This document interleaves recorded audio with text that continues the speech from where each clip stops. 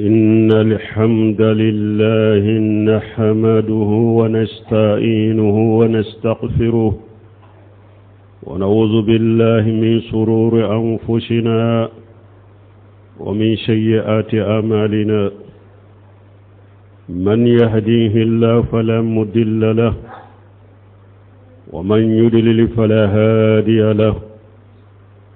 وأشهد أن لا إله إلا الله وحده لا شريك له وأشهد أن محمدا عبده ورسوله صلى الله عليه وعلى آله وأصحابه وسلم تسليما كثيرا أما بعد فاتقوا الله عباد الله حق التقوى واستمسكوا بالعروة الوثقى واستمسكوا من الإسلام بالعروة الوثقى واعلموا أن الله سبحانه وتعالى لم يقبض نبيه المصطفى حتى كمل علينا الدين وتم علينا النعمة ورضي لنا الإسلام الدين وحجرنا عن اتباع سنن من كان قبلنا حتى لا ننحرف عن محجة البيداء فقال أجل من قائل وأن هذا صراط مستقيما فاتبعوه ولا تتبعوا السبل فتفرق بكم عن سبيل قال قرطبي رحمه الله وهذه السبل تؤم اليهودية والنصرانية والمجوسية وشائر أهل الملل وأهل البدع والدلالات أنبياء لاتنو أنباء دمينيني أنباء يفضلي ambe anyini ala fe akan kisi ka banyiru kuntoro manan ka bara jugu ni alay jom min kanda mogote sur min be fili ni alay jom min fana fili mogote sur min be kanda ambe sharia bato fensite min ka bato ciani ala kelempe ute ya nyogonte ala la ambe sharia muhammad wala ka jondo wala ka cirendo kisini ne mabaka ana ka shebon ana kan mantun na kaddunka wala ku kisi min ka ca kusobe no tamina ka boye ala ka jon aye sira alanye siranya dambela aka silamiya jurun min tettige akomina aka do ala masammin korta lendo asenya lendo korta lendo ama kan nabi nyuma sugantile amomina kata yerema abada fo ayenin dina aya dafanye ka kanne matimma ankade ka jeni islamiya dina ya amma kwankan ko anko ke dinai aka ciden fana yambali ala yambali fana ko mugo munun temena anye kwan kana tugu o kasirawu ko no beke sababu ye nambe sira bila sira jele mi ni cide nya antoaka no beke sababu ye nambo toy ala ko masami akabo ako qur'ana kono ciden ni sira min nana ani islamiya min nana ko de ale ala ka sira tilelenye ko beka tugo ko kana tugu sira misenu ko no baw faraka bo ala ka sira tilelema Qurtubi ako aka tawsiri kono akon ni sira misenu mun fleni nye abe yahudiyata abe nasarayata abe majusiyata ani filibanti sira be ani bidia siraw ani fili siraw ko subula imbendi beta ibadallah la yajuz musarakatul musrikina fi ayyadihim li umur taliya alaka jon silamau ate daga mogo kafara mushriku ka kafiru ka ukasallula wote daga de ko damado kama awwala li'annahu min at-tasabbuh bihim fodo mogommi ni faralla yahudani nasaraka ukafetula ukasallula uyu bonko nyogonya qala sallallahu alayhi wa sallam man tasabbaha biqaumi fahuwa minhum kidem fanako akoniye mogommi bonko nyogonya kala dege yahudani nasara kafiru kafaruka ukafetu ni ukadina koula kangalon kouna ko eyu doye kabade eyu doye kaba wani amri abdullah ibn amr ibn as qala man bana bi ardi al musrikina wa sana nahrujahum wa mihrajanahum وتسبح بهم حتى يموت وهو كذلك فسر معهم يوم القيامة عبد الله بن عمرو بن عاص تيرن كشيبادو أكون مغو مشركو كدغو ni etara sojo ke wulude la kashigiye ka ukafetu neiruzahu umihrajanahum nununye fetu de nube yahudani nasara bolo ni faraluka ukafetula iyo bonko nyogonya isaroka ko yomale kama do alabu ekunu ka farawlude jamaka qiyama keneka ala kan kisoma balmon ni nye foloye yahudani nasara kana faruka ukafetula de haram atebbe islamia sariyala الثانية فلنا يجمع أن المشاركة نوع من مودتهم ومحبتهم فلنا كافو أتبه سلاما كفر يهودان النصارى كفتولا نوفر لوك كفتولا ويوكا كانوا دودي دسكون كنو أنو نيغون كانوا دي ويه إنوچه سلاميا سريا فنيو حرميا قال تعالى يا أيها الذين آمنوا لا تتخذوا اليهود والنصارى أولياء بعضهم أولياء بعض ومن يتولاه منكم فإنه منهم إن الله لا يهدي القوم الظالمين ألكم مؤمنون يهوديان النصارى أكنوا من أكوك أو بشنوغي mana akanu kanu au dusukun kono akanu deme ka kafiriya kola anu ka fetula akado yahudani nasara yere de nyogon kanu bagani nyogon bisi nyogoy awala ko qur'ana kono ako silama ni ede yahudani nasara bisi nyogonya ko kanu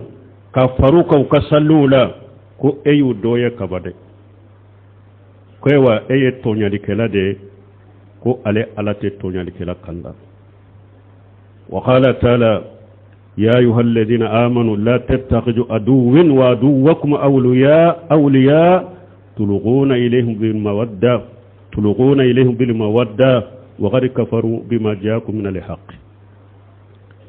آية ورلا لكم مؤمنون ni ala jugu ani aw mu'minu yere jugu akanu mina akana kanu bila katu akanu mina ku ka bisi nyoyde ka kanu bila katu made ka soro cinya minna na awma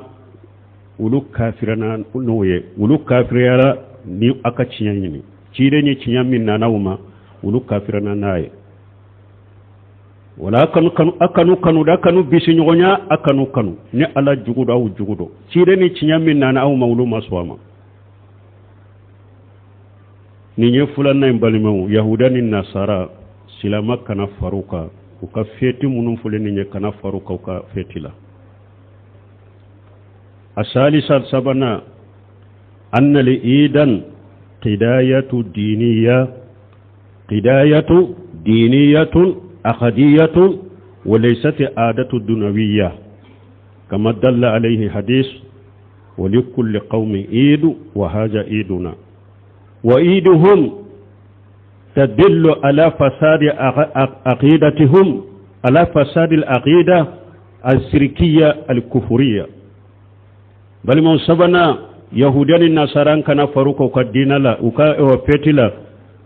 فتي منو فلان فتي الدين كوده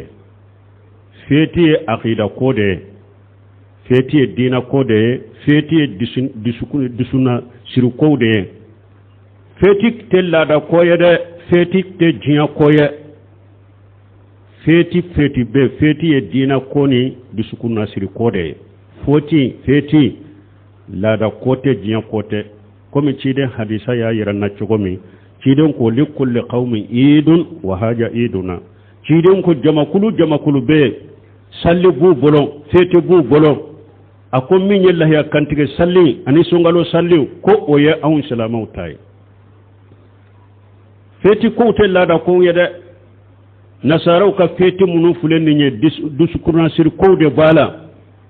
ko isa bangali feti lu fana ko isa ya ala dende abu bolo ko isa ya ala de abu bolo ko ala ye saba isa yo udode ubo ode feti la ubo ka ala ya ko feti de la donc wala ni silama faralu ka wala abe komi e fana jenani ko isa ya ala ye jenano ye ko isa ye aywa ala sabana yijena no ye ko isa ye ala denya yijena no ye feti ko te lada ko de parce que do ba ko amma fo amma ke yahudani nasara kanu kama aw nyake do nunu nye sanyele mawde lada ko te feti de feti ko ye dina ko ne aqida ko de dusukunna siri ko de ye feti yahudani nasara bu ka feti munun ke dusukuna siru de bu bolo feti nununa duna ko de bu bolo ukan galon dina ko de bu bolo feti nununa lada ko te de wala haram elendo silama ka faruka minye sabana arabia nanina wa anna qawluhu ta'ala alladhina la yashhaduna jura qala al ulama أياد المشركين فسرها العلماء بأياد المشركين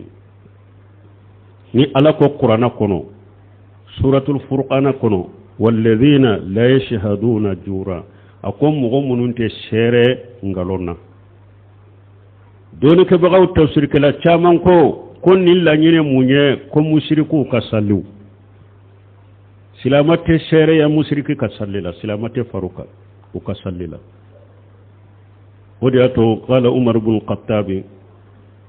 لا تدخلوا على المشركين في كنائسهم يوم عيدهم فإن السقطة تنزل عليهم عمر بن الخطاب كو سلامو أكم مغشي كنادو نصارو كبتو يرو لو كإجلجون لا وكفيتو دو بس على كدمي بجيبو كاي عمر بن الخطاب cidan ka khalifa fulana ako silamau mugo kana do kafara mushriku ka yahudan nasara ukabbato yorowla ukafetu do ikana do ukabbato yorola ka faruka de ako paskala ka dimi be jigu ka yakani soro wala balimau atebbe silama ikafara yahudan nasara kan ni fetu kelela kana faruka ni nisonja kana nisonja nai kana faruka ni nyogon foye haramudo ika qala ibn qayyim rahimahullah wa matahaniyatu bi sha'iratil kufri mughtasum bihi fa haram bil ittifaq ibn qayyim ko akom minye nyogon fokateme ini yahudani nasara ka ini yahudan nasara che ukasallula ukakola ko munun kere nunu ye ako ye haramu de bil ittifaq ko doni ko bede benemboka silama ñogon fokkateme ini yahudani nasara cew ka fetula o ye haramu de shebaw bolo tabinaw bolo tabinaw bolo jama kulu saba min ni ala yuttanu qur'ana kono ni cide yuttanu kadi sahlen kono ni jama kulu saba be benem baka yahudani nasara inu kan ñogon fo ka fetula haram ate be silamiya sariyala awa kana faruka ni kado di fanaye wala taawanu ala al-ismi wal udwan kana faruka uka fetila ni kado diye e kana kado di yahudani nasara mo uka fetula ulu kana kado di eman ni ba mina uka fetula haram ala ko kana nyogon de majunubuni yadala nunu ye kado di nyogon madro iyu deme ube junubuni yadani ala soso minna ala kuta minna iyu deme ala awa kana faruka ni dumuni tobi ye fana ka folta ewa sanyele madedo tarantedo mfana ka dumuni tobi ka sokono oye haramu ya silamaka kana faruka dumuni tobi la yahudani nasara ka fete munun fulen nunyu katteme silamaka komi donto kanu jate foye ukatemika komi donto kana dumuni tobi ala kana nisunjana ye awa har na she banya haramu yalendo an kan kabaro bila kama ka kalawum bila ko yahudani nasara ka feti ka jabaro bila ko yahudani nasara ka feti haram man tasabbaha biqawmi fa huwa minhum ci don ko niye mo min dege doro ko yewo yede nunum be tebbe islama bolo nunum be haramu islama kambale ma qala sallallahu alaihi wasallam لا تتبعون السنن من كان قبلكم سبرا بالسبر وجراء بالجراء حتى لو سلكوا في جهر الدب لسلكتموه وقيل يا رسول الله اليهود والنصارى قال فمن بارك الله لي ولكم في القرآن الحكيم ونفعني وإياكم بما فيه من الذكر الحكيم أقول قولي هذا واستغفر الله لي ولكم ولسائر المسلمين من كل جنب واستغفروه إنه هو الغفور الرحيم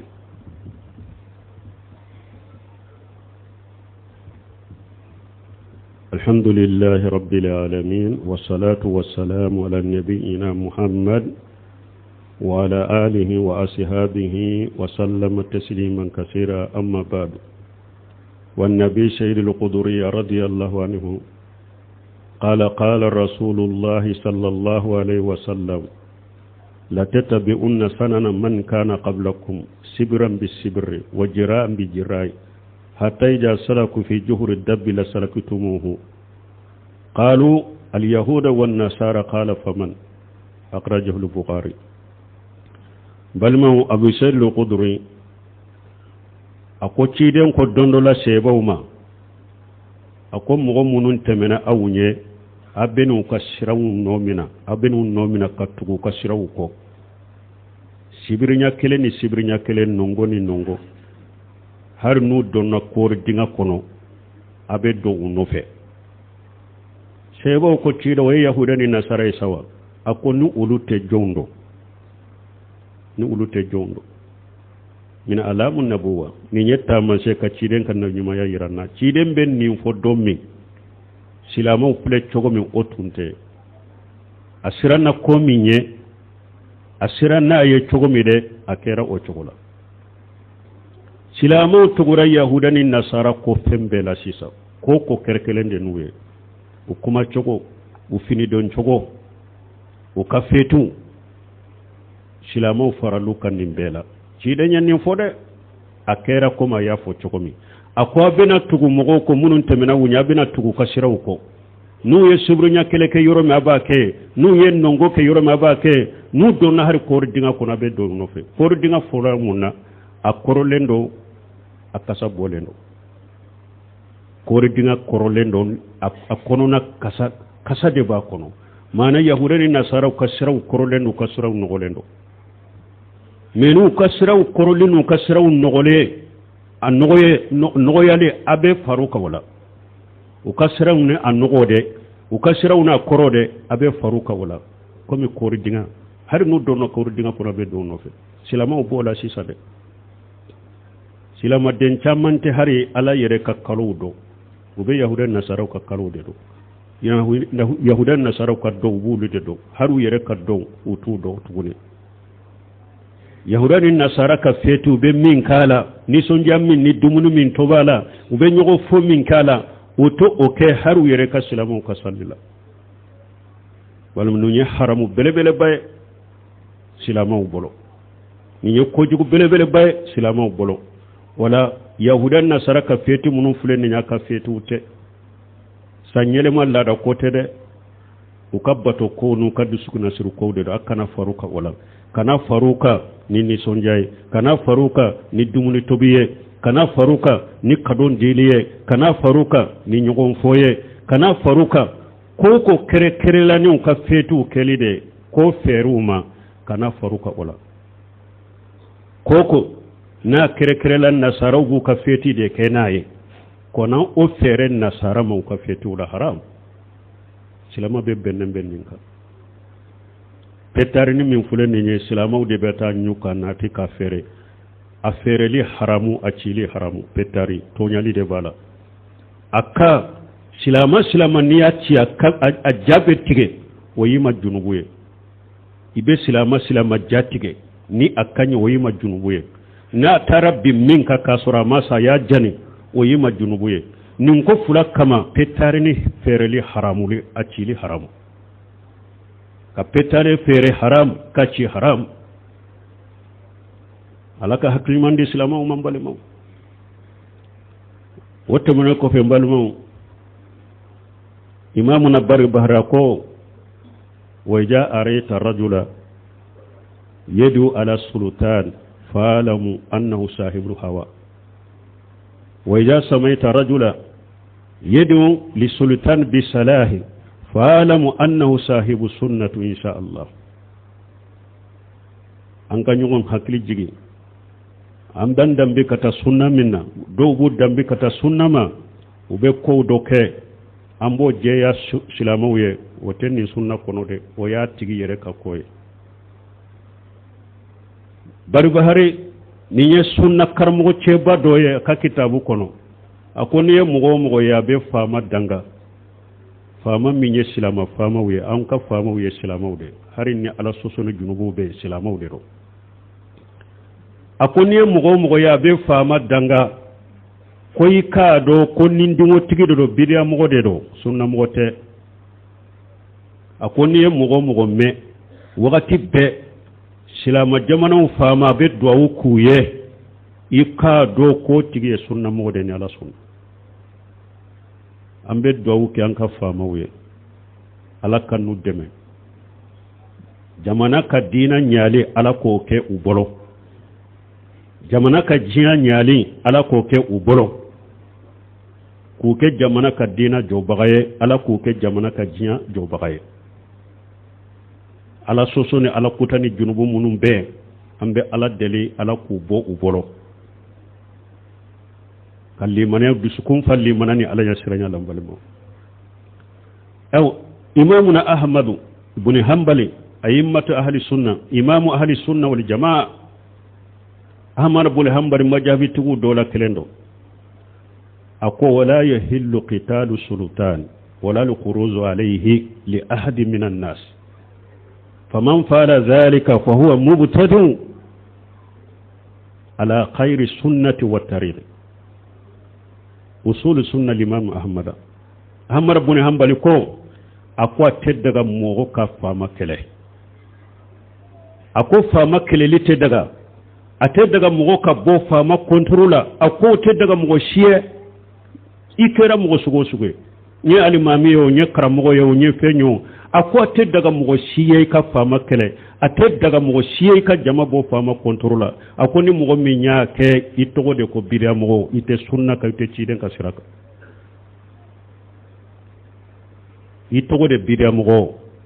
ite ala khairu sunnati wa tariq ibe sunnat tanade ka ibe chiden ka sirat tanade ka ite chiden ko ni ka siraka mugo be fama kele munum bu yire to jamana ko fe ka kuma do bila ka kuma famauka ka mugu awa duskun furu ka mugu wale ka wuli famau kontrola ku lagosi ka kumuka balmo kaina mankana kera mugu sugo ye wai ja kultumu fadil walau kana jakuruba ala kunna be kuma yetile de har ni kuma ncinya be balma suru de ka har nubu dambe kata sunna de ma ube mina sunna barile mbama te sunna kuno bu yere ka barala ukana silama si trompe ha abora minna abora fitina munu nyaye ala delala ka ya fo mawla ukana do fitina warela de ute sunna kuno be ute sunna kuno sini silamiya ute be silamiya to sini wu yere kodela anyo fo depuis gale bi ambo fo ukana to noro sunna la de ube ko munun fo bo ko munun ko kata noro sunna lo kanu noro silamiya la ute silamiya kono ute sunna kono barbahari ko tuguni ako olaysa min as-sunnati qitali sultan fa inna fihi fasadu dunya wa din barbahari ko ako ate sunna la ako sunnate ka fama kele ako te sunna ide ako paske fama keleli jinya chiyali bala dina chiyali bala fama kele ga ka jinya dina chiya de abaka jinya chiya abaka dina chiya fama kele ako sunnate de fama kele be hada madun ka abaka jinya chiya abaka dina chiya awa ni mugo ya wole kata oma akana shige filala de akala nawo abetendo kaina mankana li ahadi minan nas ahmad ibn hanbal ko teddaga mugo shide hada maduna ika fama kele ateddaga ka buwa kontrola ni ya ke ye bidia mugo ite sunnaka awat sunna ko te koy sunna mu bilala ute sunna barala ube jiya politique barade de babara ke jiya de ube bara ku yerede sunna te o kana wole ni islamiya to ko bawdo ko la komi ni islamiya ma bilala sunna ma bilala ambe ala dilala ka jamana suma ربنا آتنا في الدنيا حسنة وفي الآخرة حسنة وقنا عذاب النار ربنا لا تزغ قلوبنا بعد إذ هديتنا وهب لنا من لدنك رحمة إنك أنت الوهاب اللهم اجعل الإسلام والمسلمين وأجل الشرك والمشركين ودمر أعداءك أعداء الدين برحمتك يا أرحم الراحمين وآخر دعوانا الحمد لله رب العالمين